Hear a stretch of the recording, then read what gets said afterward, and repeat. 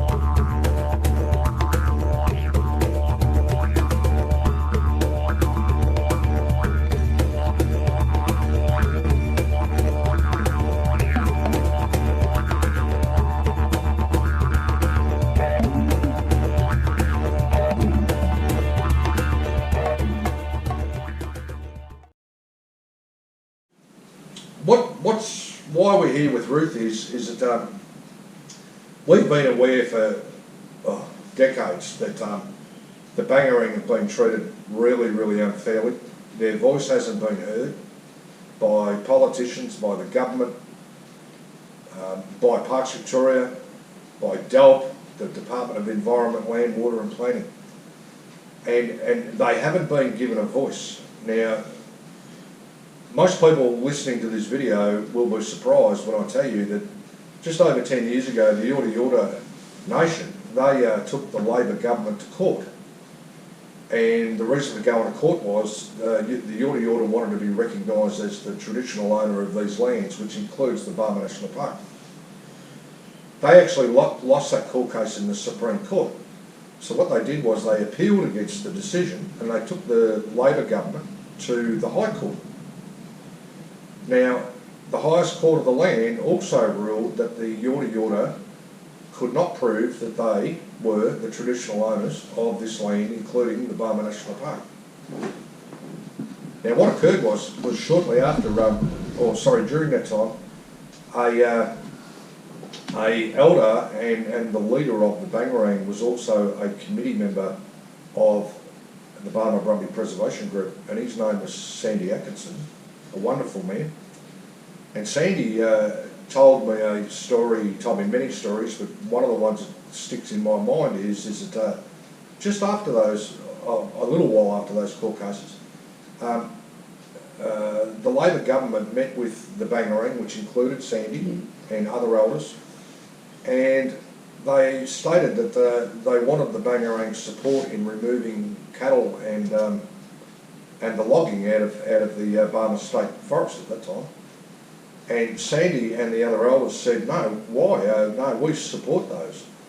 Well, Sandy told me that those politicians immediately stood up and left the room. Just like the fellow did it. Yeah. Now,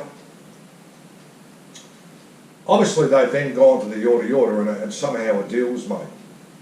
But what I don't understand, and hopefully you can explain it to me, is when the Yorta Yorta's taken the Labor government to court, to the highest court in the land, and they've lost their court case in relation to traditional ownership, how can the government then, approximately 6 months later, then hand the Barmah National Park over to the Yorta Yorta to people that don't even own the land and go against a case law decided in the High Court? Yes. So, yeah, would you like to that's what makes me angry and hurt, you know, that to think that my ancestors were here from time began and they knew the area where they come from and all of a sudden we just stripped of everything. And they even tried to get land up at Wangaratta, didn't they? Do the Yorta Yorta speak on behalf of the Bangerang? No, they don't. Right. So the Bangerang have got their own voice? Yes. Well, yes. Sandy poured himself into his grave trying to Yes. correct the wrong that the government done, you know, Yes. and I was so sorry because one party looked so good and then all of a sudden he went down because he was just wouldn't stop, and the ministers over in Shepparton would say, oh, Uncle Sandy will fix it all for you, but they never done a thing. And when I seen him at his funeral, I felt, only I didn't want to cause any blues at them, but I felt like having a go at them, you know. Yes. So the fight for the Bangerang to have their own voice and to be able to speak in relation to what they would like to happen with the Barmah National Park, and also all the land from Barmah to Wangaratta, because it's their traditional home.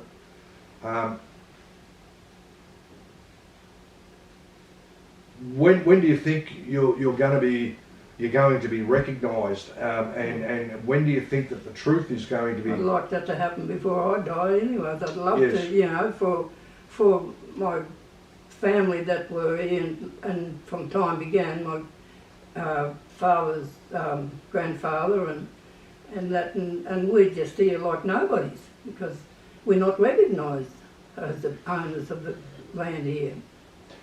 Why do you think that the government and Parks Victoria only recognise the Yorta Yorta? Because they want to do what they want to do with the bush. So are you saying that a deal's been done where they're happy to work with the Yorta Yorta because the Yorta Yorta will agree with them? Yeah, and when we first come home here, and our boys in Melbourne wanted to come up and be with us, but you had to say you were a Yorta Yorta before you can get a job with them, and they had no rights to do that to people that lived here all their lives. Like Monica never grew up here. Monica grew up in Melbourne. Her father's German. Okay, so let's clarify this. So the Barmah National Park is the traditional lands of the Bangerang, Yes. but the government and Parks Victoria are not recognising the Bangerang, and they are not asking the Bangerang what should happen in the Barmah National Park. Nothing like that. So how does it make you and your family feel when your history and your heritage and your rights are not being honoured? Oh, it's very hurtful, it really is. I feel really sad that this is going on like this. You know. And the reason for it is I spoke to a regional director of Parks Victoria on Friday. Yes. Obviously, myself and the other committee members of our group were really, really devastated in relation to the action plan. During that conversation, I stated to him, why haven't you spoken to the Bangerang? Why haven't you why haven't you asked them what they think should happen? And he said to me, oh no, we've spoken to the Yorta Yorta, and the Yorta Yorta speak on behalf of the Bangerang. Yeah, that's not right. This is what I was going to ask you, like, where are the Yorta Yorta from? Well, Yorta means no-nos, Yorta Yorta. So they're nobodies really. Okay. And there's a tribe in Echuca that maybe they come off that dog. They don't want to go in there and say Yorta Yorta either, I don't know. There's Jotta Jotta, they call them in there. You're on a property on the edge of Barmah, Yeah. and I see out in one of your front paddocks, you've got an absolutely massive sign of Graham done that, my husband. yeah, Which states Bangerang land. Yeah, So obviously, you and your family are very passionate about trying to get rights and getting your rights exposed. Like getting the whole story exposed. I'd love that to happen before my time's finished on this earth, because I've got grandkids growing up, that feel like they want to. Most of them have got non-Indigenous. Old Brett's Indigenous, but their mother's not, or part Indigenous, and they love being over here and going riding in the bush and things like that. Yep. And they're going to stop all that, aren't they? Well, that's the Yorta Yortas Yeah. in their current plan. Yep. And obviously someone in the Yorta Yorta doesn't like horses, because And, they're even calling on trail riding on the roads and tracks to be banned. Well, no one, not any Aboriginals that I know, dislike horses. you know. Well, someone in there must. Well, Monica never grew up around here, so she would be the one talking, you know, because if she'd have grew up like we did around here, knowing all about the horses and all wildlife and everything, and she wouldn't be doing what she's doing.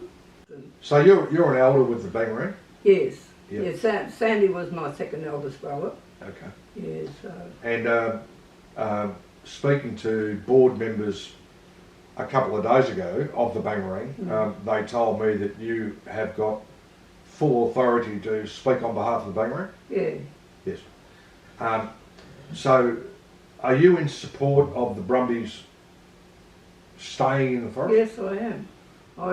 I just, you know, the way everything is now is just against what I think about everything, what they're doing over here.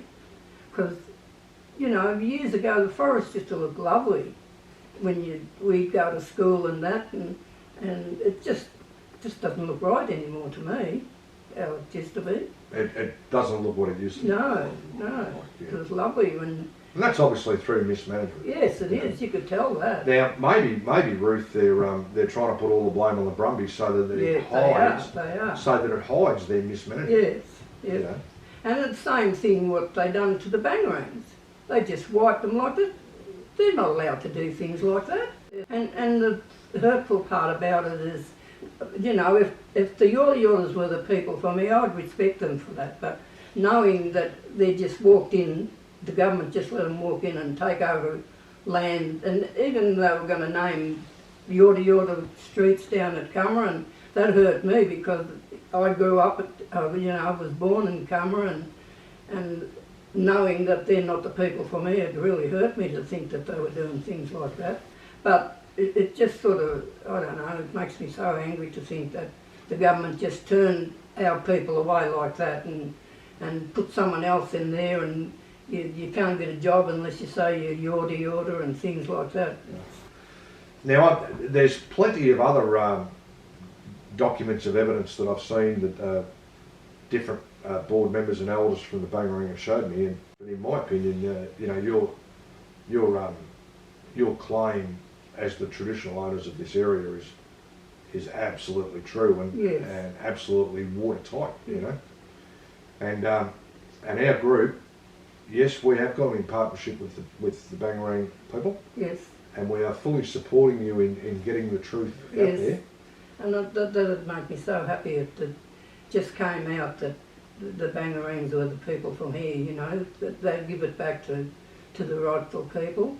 And it's so hurtful to think that this has gone on like this, and especially someone that never grew up around here, knew anything about it, and all of a sudden she's here making out she's now talking. So that you're talking about Monica Morgan, the CEO of the Yorta Yorta, because otherwise they would have been... If Monica and them were true Indigenous people, they would have done the same.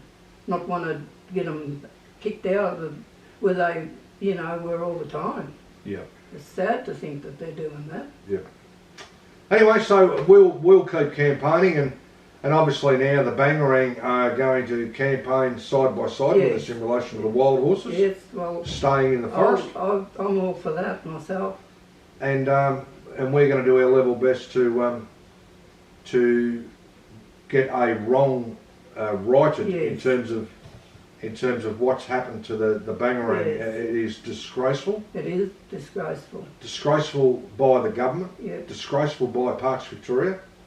And people like the regional director who I spoke to on Friday need to be educated. Yes. I tried to educate him on Friday, he wouldn't listen to me. And they need to realise that the Yorta Yorta do not speak on behalf of the Bangerang. My understanding from the board members the other day is that you're in for your third application to be recognised as a recognised Aboriginal party. Yes. We fully support that, and we wish you all the best. Yes. All the best in relation to that hearing. Yep. And hopefully, you know, yeah. This is a Victorian and national disgrace. Yes, it is. That the true traditional owners. And if it ever gets corrected, I'll be so happy for my dear brother that fought himself fought to do this, you know, get things corrected, and just drove himself into the grave. It just made me so sad when that happened, because he knew things were wrong and he was going to try and correct it, but he never got anywhere. He did. He fought very hard. Yes. But it's a Victorian and national disgrace Yes. that the true traditional owners of this area are not being recognised. No, well, it shouldn't be that way. You know, they should had no rights to do what they done, because the Yorta Yortas are not a tribe, and they just let them say they could have the land and the forest over there. Well, why? Well, I could probably answer that. Yes, so could I. I think I know why too.